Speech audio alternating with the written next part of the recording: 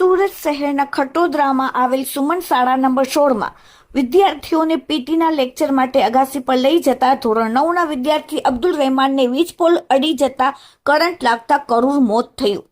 ચોમાસામાં વરસાદી માહોલ વચ્ચે શાળા તંત્ર દ્વારા વિદ્યાર્થીઓને પીટીના પિરિયડ માટે ટેરેસ પર લઈ જવામાં આવ્યા હતા।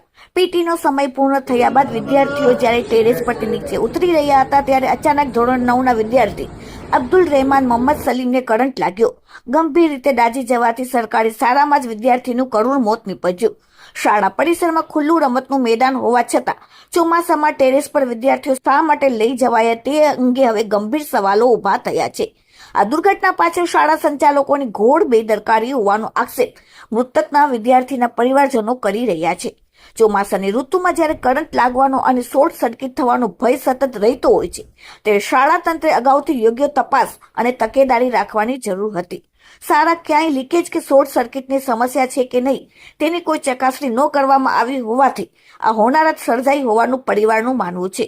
વરસાદી હવામાન વચ્ચે બાળકોની સુરક્ષા પ્રત્યે દાખવવામાં આવેલી આ ઘોર બેદરકારીને કારણે માસૂમ બાળકનો જીવ ગયો હોવાનું પરિવારજનોનો દાવો। ઘટના બાદ શાળાના આચાર્ય માલિક અને તંત્ર દ્વારા પરિવારને તાત્કાલિક જાણ ન કરવામાં આવી હોવાનો પણ ગંભીર આરોપ મૂકવામાં આવ્યો। બાળકનું મોત નીપજ્યું હોવા છતાં પરિવારજનોને સમયસર જાણ કરવાને બદલે સમગ્ર વાત છુપાવવાનો પ્રયાસ કરવામાં આવ્યોનો આક્ષેપ। આ સમાચાર મળતા જ હોસ્પિટલ ખાતે મૃતક વિદ્યાર્થીના સંબંધીઓ અને પરિવારજનો મોટી સંખ્યામાં એકઠા થયા। હોસ્પિટલ પરિસરમાં જ પરિવારજનોને શાળા પ્રશાસન સામે ભારે આક્રોશ વ્યક્ત કર્યો। જવાબદારો સામે કડકમાં કડક કાર્યવાહીની માંગ કરી।